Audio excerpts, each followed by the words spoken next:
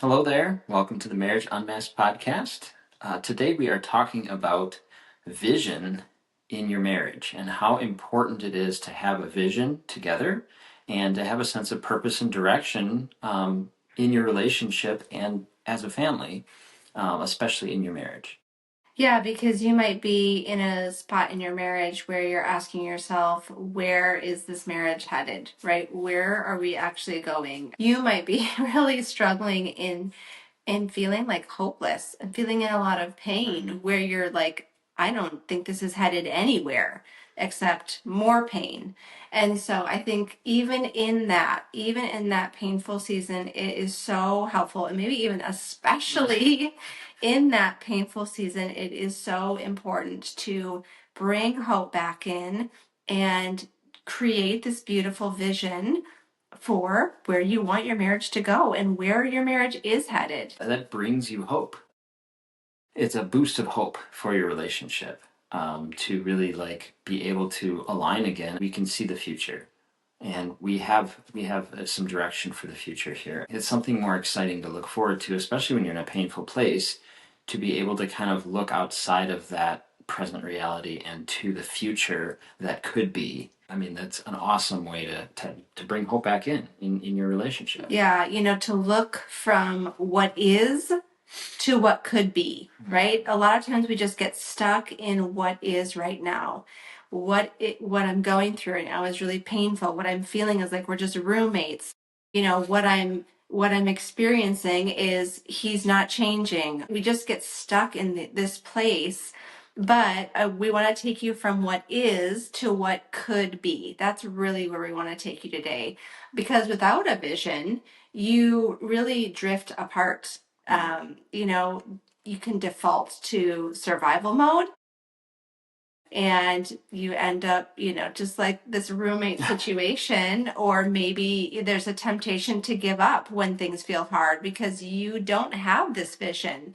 And so you end up going, into the survival mode. And then from there, it's just, that's the end. That's the beginning of the end. Yeah, because you feel lost. You don't know where you're going. You're just kind of, yeah, by default doing whatever comes up. Like you're letting almost like the circumstances around you determine your marriage and what's going to happen and how you're going to show up, instead of having a plan and moving forward towards that goal that you've set, or that vision that you've set for yourself.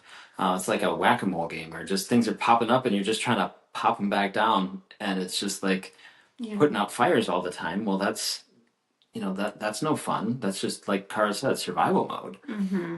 Yeah, no, that is definitely not fun. That sounds like just miserable to me, because I'm a very, for us, we haven't struggled too much with vision. I mean, as a couple, because I have had a lot of vision. I think that perhaps you have struggled with vision. I have struggled with vision. Sharing your vision. Right. Or my vision was very, I think we didn't have a shared vision. I think my vision was very, like, very, not very deep, not very, it was more surface level vision. It was very, like, rudimentary, maybe. Mm-hmm. So I had vision, but it wasn't a compelling vision. Yeah. It wasn't Yeah. a compelling vision for both of us.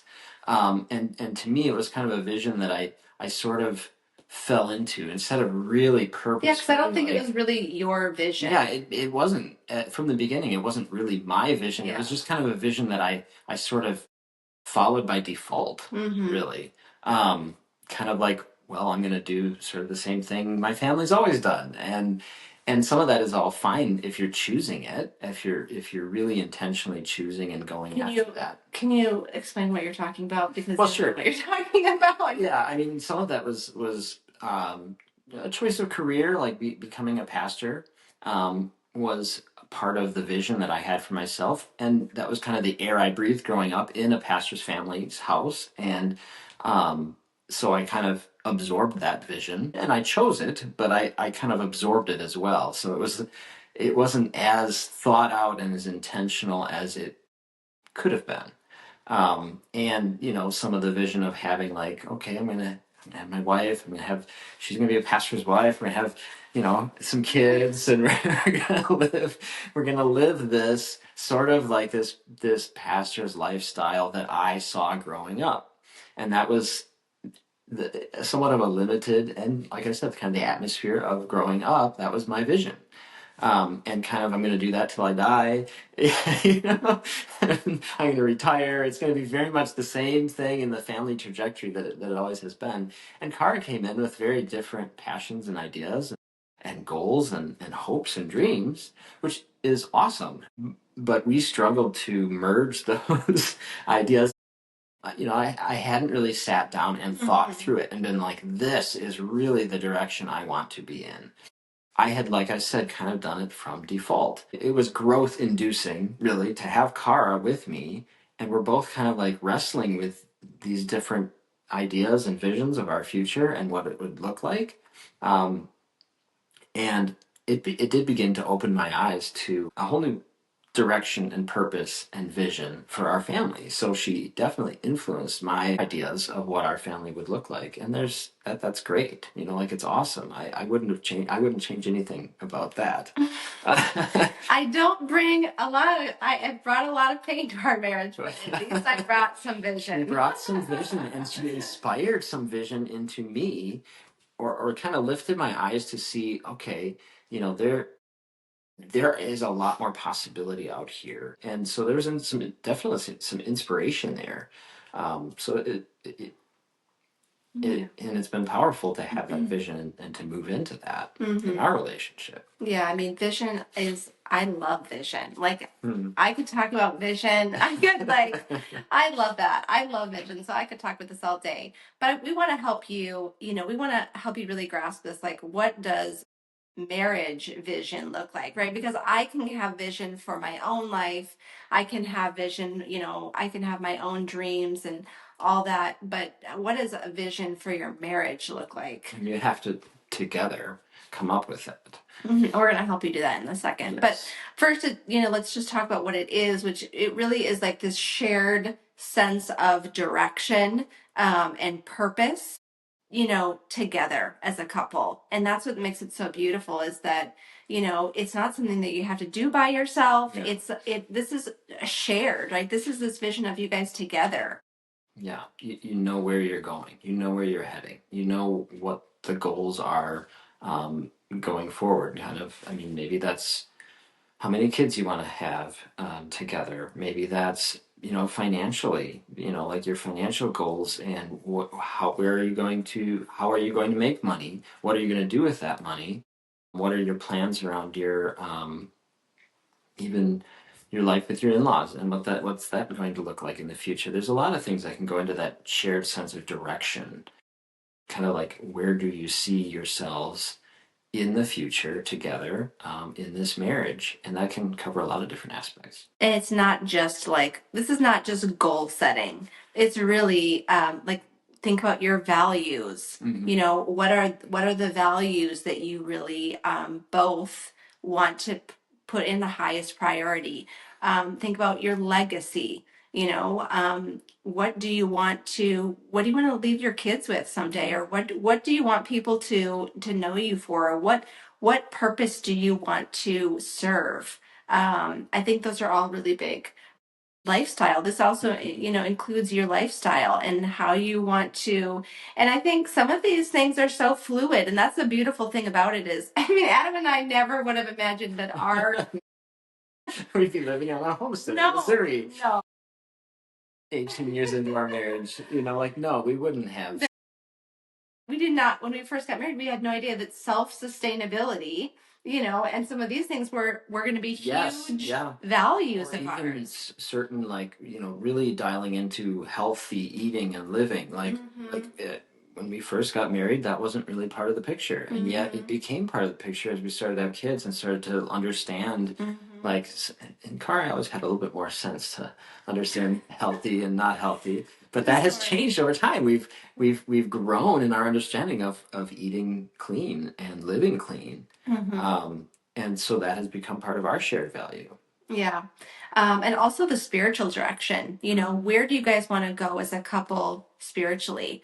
And that is also a beautiful thing. And this isn't about trying to control your future and being really rigid about it. It's really aligning your hearts and your minds in the same direction. And and like we said, it can be fluid. It can be, you're going to go places. God has so many beautiful places for you to go. You're going to go places that you never would have imagined. Life with God is, and it's an adventure, a very exciting adventure. Yes. So let's talk about how to then create this vision. So you understand what it is. Now, how do we create it? Yeah. And it's really important for you each, probably for a little while, to go off by yourselves and really think about your own thoughts and feelings about this. And we have some questions that we're going to walk through here too to help you create this kind of vision. But it's good to do it separately and then come together and kind of compare notes and collaborate and then come up with that shared vision together. Yeah. The first question is, drum roll. What kind of marriage do you, right? So first you're answering it for yourself. What kind of marriage do I want? And then you come together. What kind of marriage do we want? Mm-hmm. And it's really, again, and for us, this was where the struggle really was, is because I did have vision for all these things, and Adam, he just kind of went along with all my vision, all right? And I would have loved, and now I do love hearing his input and getting where he also wants to, where he wants to go and what he thinks. That's valuable to me. And I think if one partner doesn't share their input, we're missing out then, right? The couple as a whole is missing out on this beautiful, blending of ideas and goals and dreams. And because you can learn from each other and you can push each other out of your comfort zones. Absolutely. And so I was really missing that for a while. Yeah, I was actually cheating Kara of that. Yeah. In many ways. And it's a beautiful part of God's design too, for the man to really be on mission, for the man to really set vision and set direction in the family. And that was off between us for many, many years, which is just part of our story. Not going to have shame and judgment, although, you may have, but there's sometimes. No reason to. Yeah. But it's important for the man to have a sense of mission, a sense of purpose, and to kind of invite his wife along in that mission, in that sense of purpose, and then to collaborate with her. And in some ways, our story was a little different than that. But I was really cheating Kara of a lot of insight and a lot of who I was. Yeah. So I was really kind of like stamping down who I was. Yeah. And what kind of dreams I had. And that goes back to that victim mentality where I didn't think my vision was worth anything. And I just became a victim to the circumstances and didn't choose that empowered thinking of I have a vision and I want to contribute strongly to this. So that it kind of plays in with the victim mindset and it plays into the masculine and feminine dynamic as well. It played into the masculine and feminine dynamic. And that was a lot of pain. Way. That was a lot of pain in our marriage Yes. of that. And me stepping into more of that role of vision has been a big game changer in our relationship. Yeah. It was definitely very painful when I'm craving and I'm asking and I feel like I'm begging him to share his vision and to step up into that leadership role and have a mission, and then I'm just coming up empty every time. It's because sad. because then I'm feeling this extra weight again, this extra weight of I have to carry it all. I have to come up with all the ideas. It was an unfair burden that was placed on you by default just because I was abdicating from some of my responsibility as a man, honestly. Yeah. So, okay, we had our first question, right? What kind of marriage do you want? The second one is what do I want to do, and what do we want to do as a couple? What do we see as our purpose? What are some of our passions? What are our hopes and our dreams? And you can really start to list off a lot of these different things and really start writing a lot of these down. You look inside yourself like what are my skills? What am I really good at? What do I enjoy doing? What do I love? What do we love as a couple? What do we enjoy doing as a couple? What are we dreaming about? This is the fun part. Yeah, This is for me. This is fun. Is this fun for you? It is. Yeah, that is fun. It is? Yeah, it Okay. absolutely is fun. Yeah. Because it's really fun for me. Yeah. And then another question is, what do we want our marriage to look like? And if you're in pain, start with just like in maybe 6 months, maybe in 1 month, right? Then go to like, what do we want our marriage to look like in 1 year, in 5 years, in 10 years, in 25 years? And again, this isn't super rigid. You're not trying to control things, but it is beautiful to have this vision. God says in the Bible, right? In Proverbs 29:18, he says, without vision, the people perish. So this is really, deal. Yeah, it really is. It's beautiful. It's fun, at least for me. And it's really important. And then the last question is, how do we want to grow spiritually? How do we want to grow emotionally? How do we want to grow relationally? Because growth is so this is what marriage is all about, right? It's like growing. Yeah, you can take specific things like, how's our communication going to start to look? How is our forgiveness? Like what? Yeah. Like as we forgive each other, how's that going to look in the future? All those kind of things that we can really grow on. A lot of the different modules of our course, really, like to look at those things and maybe sex and intimacy, maybe inner healing. Yeah, exactly. The wounds that we have that we're still carrying. A lot of those things. And what's beautiful is you never stop growing. So you can always be adjusting this vision and always be looking forward to the future and always be tweaking things and be like, oh, this is the kind of communication I really want to have, in a year. So it's awesome. I mean, this might be something fun to do, even like every year on your anniversary or something, or around that time, or every year on New Year. I kind of like to do it around New Year, but, so then write down these answers, right? Come together, discuss it. It's a collaborative thing. And then write these things down and revisit them. Especially if you're going through a rough time, it might be really helpful to revisit them and maybe even remind yourselves or add to how you want to grow or what you see for your marriage. If there's pain, happening or things like that, revisit your vision. Yeah. As often as you need to. And one spouse can kind of remind the other too. Like if one is really struggling or something, the other can be like, oh yeah, but we've got this vision and can bring it in, and you can both recommit to that vision. And that can be really encouraging to go back to that. Yeah, I mean, and we're not trying. We don't pretend, or we're not trying to pretend that to do this, then everything is going to be peachy, happy in your marriage, because we know that things get in the way. We know that life happens. We know that distractions come in and distract you from your vision, right? The vision is so beautiful. It is a gift from God. It is, living really in this beautiful purpose that God has for you. And so the enemy wants to steal that. So of course there's going to be stuff coming in. There's going to be distractions. There's going to be busyness coming in. There's going to be unresolved pain that may be uncovered. And then all these things are going to try to rip you away from living in this beautiful vision that you have. We want to encourage you that if that happens, that's okay. That is real life. And you can just get right back onto the path of walking in your vision, walking in your identity, who you guys are as God's dearly loved children. You don't have to let that derail you, right? And pull you then apart, pull you farther. And pull that disconnection. Maybe if there is something really big that happens, maybe that's a time to revisit the vision. I mean, like some huge trauma happens or some big thing. That might be a really good, impactful time to actually revisit the vision. And maybe there are some modifications you have to make.